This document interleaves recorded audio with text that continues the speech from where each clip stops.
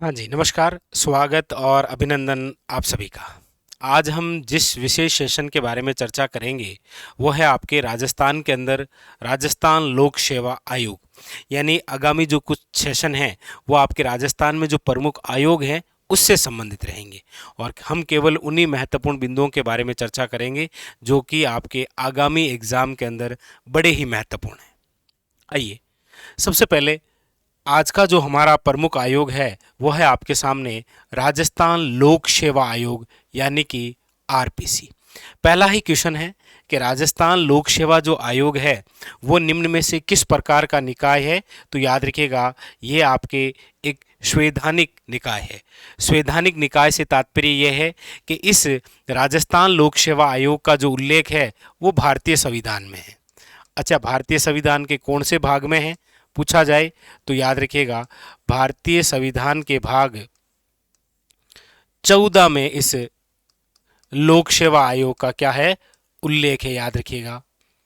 अच्छा, कौन से अनुच्छेद में पूछा जाए तो याद रखिएगा, भारतीय संविधान के भाग 14 और अनुच्छेद की बात हो तो याद रखिएगा, अनुच्छेद है आपके 315 से लेकर 323 तक इस लोक सेवा आयोग के बारे में उल्लेख है। याद रखिएगा, भारतीय संविधान के अनुच्छेद अनुच्छेद 315 ए के अंदर लिखा हुआ है कि प्रत्येक राज्य के लिए एक लोक सेवा आयोग होगा, जिसे राज्य लोक सेवा आयोग के नाम से जाना जाएगा। हम पढ़ रहे हैं राजस्थान के संदर्भ में, तो हमारा जो लोक सेवा आयोग है वह है राजस्थान लोक सेवा आयोग आरपीसी, और इसका उल्लेख याद रखिएगा अनुच्छेद 315 ए के अंदर है। इसीलिए हमने कहा कि ये जो राजस्थान लोक सेवा आयोग हम पढ़ रहे हैं आरपीसी, ये एक क्या है, संवैधानिक निकाय है। यानी कि इसका उल्लेख भारतीय संविधान के भाग 14 में, और अनुच्छेद की बात करें तो याद रखिएगा 315 से लेकर 323। पहली बात क्लियर, क्योंकि जब भी आप आयोग पढ़ते हैं तो अक्सर लिखा होता है ये संवैधानिक है, वैधानिक है या फिर गैर संवैधानिक है। तो याद रखिएगा, ये एक संवैधानिक निकाय है। ठीक है। दूसरी बात, ये जो आरपीसी है राजस्थान लोक सेवा आयोग, याद रखिएगा ये बहुसदस्यीय आयोग है। बहुसदस्यीय आयोग से तात्पर्य है कि इसमें एक से ज़्यादा सदस्य हैं।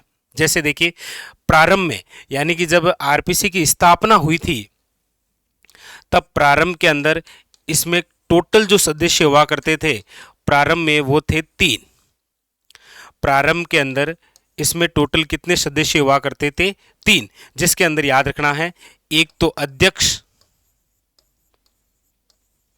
अध्यक्ष और 2 सदस्य, यानी कुल कितने सदस्य, याद रखिएगा प्रारंभ में 3। लेकिन वर्तमान के संदर्भ में जब हम बात करते हैं कि ये जो आरपीसी बहुसदस्यीय आयोग है, वर्तमान के अंदर टोटल इसमें याद रखिएगा 8 सदस्य हैं। टोटल कितने सदस्य हैं, 8, जिसके अंदर एक अध्यक्ष होता है और बाकी 7 अन्य। एक अध्यक्ष और 7 सदस्य, यानी कि टोटल कितने, वर्तमान के संदर्भ में पूछे तो याद रखिएगा 8 सदस्य, लेकिन प्रारंभ के अंदर इसके अंदर कितने थे, 3 सदस्य। इसीलिए आप पढ़ते हैं कि ये जो आरपीसी है, ये जो राजस्थान लोक सेवा आयोग है, ये एक प्रकार का, किस प्रकार का आयोग है, याद रखिएगा बहुसदस्यीय आयोग। उसके अलावा याद रखिएगा ये जो आरपीसी है, ये आपके एक सलाहकारी आयोग है। ये भी एक अच्छा फैक्ट है। सरकार को ये सलाह देती है कि इस पद पर इतने पद खाली हैं जिसकी आपको नियुक्ति करनी है। ठीक है, तो याद रखिएगा ये एक प्रकार का क्या है, सलाहकारी आयोग, सरकार को ये सलाह देती है। तो 3 महत्वपूर्ण बिंदु है कि हम जो राजस्थान लोक सेवा आयोग पढ़ रहे हैं आरपीसी, ये एक संवैधानिक निकाय है, ये एक बहुसदस्यीय आयोग है, और इसके अलावा याद रखिएगा ये एक प्रकार का सलाहकारी आयोग है, सलाह देता है सरकार को। ठीक है। नेक्स्ट, अगली बात है कि हम ये जो आरपीसी पढ़ रहे हैं इसका गठन कब हुआ, राजस्थान लोक सेवा आयोग का गठन कब हुआ। देखिए, गठन से संबंधित 2 बड़ी महत्वपूर्ण बातें। एक तो ये क्वेश्चन आ जाता है कि आरपीसी के गठन का अध्यादेश कब जारी हुआ। और एक आ जाता है कि आरपीसी की स्थापना कब हुई। दो महत्वपूर्ण बिंदु, एक तो आरपीसी के गठन से संबंधित अध्यादेश, तो याद रखिएगा अध्यादेश जो आया वो आया आपके 16 अगस्त 1949 को, लेकिन आरपीसी के गठन यानी कि जो स्थापना हुई थी वो है आपके 20 अगस्त 1949 को, याद रखिएगा। ठीक है, तो पूछा जाए आरपीसी के गठन से संबंधित अध्यादेश कब आया था, 16 अगस्त 1949 को, और आरपीसी की स्थापना कब हुई, तो याद रखिएगा 20 अगस्त 1949। ठीक है, तो स्थापना 20 अगस्त और अध्यादेश आया था 16 अगस्त को। लेकिन आपको पता हो तो हमारे राजस्थान के अंदर आजादी से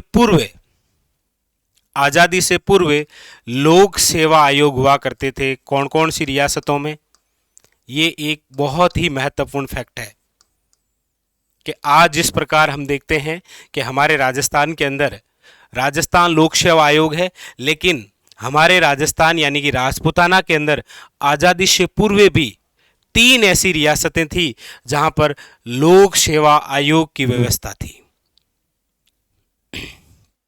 कितनी रियासतों में, याद रखिएगा 3 रियासतें। कौन कौन सी 3 रियासतें हैं जहां पर आजादी से पूर्व लोक सेवा आयोग हुआ करते थे, तो देखिए एक तो है आपके जोधपुर, ठीक है, एक है आपके याद रखिएगा जयपुर, और एक है आपके बीकानेर। बड़ा ही महत्वपूर्ण बिंदु, आजादी से पूर्व राजपूताना की या फिर राजस्थान की कितनी रियासतों में लोक सेवा आयोग हुआ करते थे, 3। कौन कौन सी रियासतें, जोधपुर, जयपुर और याद रखिएगा बीकानेर। ठीक है, अगला बिंदु है मुख्यालय, यानी कि हम जो आयोग पढ़ रहे हैं आरपीसी राजस्थान लोक सेवा आयोग, इसका मुख्यालय देखिए जब इसकी स्थापना हुई थी तब प्रारंभ के अंदर इसका जो मुख्यालय है वो हुआ करता था आपके जयपुर। प्रारंभ के अंदर आरपीसी का जो मुख्यालय है वो कहां हुआ करता था, जयपुर। लेकिन फिर 1956 के अंदर सत्यनारायण राव समिति, कौन सी, सत्यनारायण जो राव समिति है, इस सत्यनारायण राव समिति के तहत आरपीसी का जो मुख्यालय है वो जयपुर से बदलकर अजमेर कर दिया गया, जो वर्तमान में आज भी अजमेर ही है। याद रखिएगा अजमेर घुंगरा घाटी। ठीक है, ये और बड़ा महत्वपूर्ण बिंदु है आपके किससे संबंधित, मुख्यालय से। बस इसी प्रकार से पढ़ना है सारे आयोग। जैसे सबसे पहले ये किस प्रकार का निकाय है, संवैधानिक। ये किस प्रकार का आयोग है, बहुसदस्य। ये एक सलाहकारी आयोग है। ठीक है, उसके बाद में फिर गठन से संबंधित अध्यादेश कब आया और स्थापना कब हुई, 2 अलग अलग बिंदु हो गए। आजादी से पूर्व हमारे राजस्थान की कितनी रियासतों में इस प्रकार लोक सेवा आयोग की व्यवस्था थी, 3, जोधपुर, जयपुर और बीकानेर। और फिर हम जिस आयोग के बारे में चर्चा कर रहे हैं इसका मुख्यालय, तो जब स्थापना हुई प्रारंभ में मुख्यालय जयपुर था, लेकिन फिर 1956 के अंदर जो सत्यनारायण राव समिति है, इस समिति के तहत मुख्यालय को जयपुर से कहां कर दिया गया, अजमेर, जो आज वर्तमान के अंदर भी कहां है, अजमेर में। क्लियर, आगे बढ़े, चलिए नेक्स्ट अगली बात करते हैं कि राजस्थान लोक सेवा जो आयोग है इनके अंदर अध्यक्ष और सदस्य।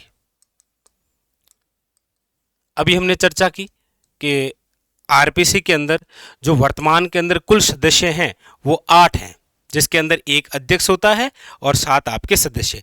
लेकिन यहां से कुछ क्वेश्चन बनते हैं थ्योरेटिकल। जैसे आपको पूछा जाए कि आरपीसी के अध्यक्ष या जो सदस्य हैं इनका कार्यकाल कितना होता है, तो याद रखिएगा वो होता है 6 या फिर 62 वर्ष। यानी कि या तो फिर 6 वर्ष हो गए हैं कार्यकाल को, या फिर उस बंदे की आयु हो गई है कितनी, 62 वर्ष। फिर ये कार्यकाल होता है अध्यक्ष या फिर सदस्य का। ठीक है, अच्छा अगला क्वेश्चन है कि अध्यक्ष या जो सदस्य होते हैं इनकी नियुक्ति कौन करता है। या फिर आपको पूछा जाए कि यह आरपीसी के जो अध्यक्ष या जो सदस्य हैं, इनको ये त्याग पत्र किसे देते हैं, इनकी नियुक्ति या त्याग पत्र, याद रखिएगा राज्यपाल को। आरपीसी के जो अध्यक्ष या जो सदस्य हैं उनकी नियुक्ति कौन करता है, राज्यपाल, लेकिन याद रखिएगा सीएम की सिफारिश पर। अध्यक्ष या जो सदस्य हैं ये अपना त्याग पत्र किसे देते हैं, याद रखिएगा राज्यपाल को, ठीक है। और दूसरी खास बात, आरपीसी जो अपना वार्षिक प्रतिवेदन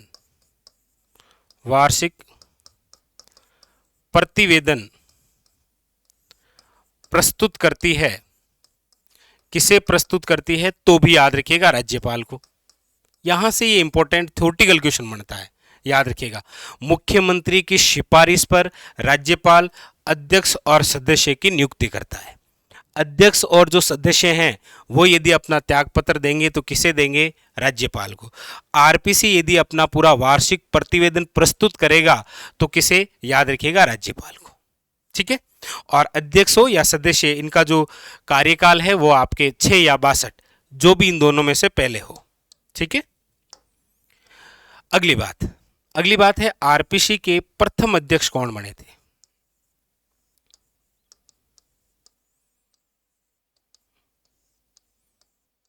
और आरपीसी के वर्तमान अध्यक्ष, ये दो बड़े महत्वपूर्ण बिंदु होते हैं।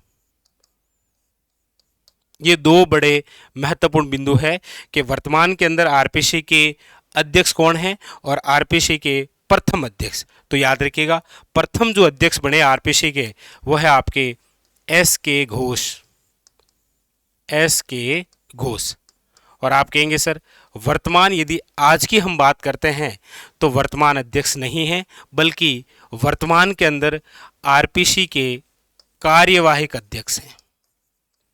कार्यवाहक अध्यक्ष वर्तमान के अंदर कौन है, कार्यवाहक अध्यक्ष, याद रखिएगा नाम कैलाश चंद मीणा।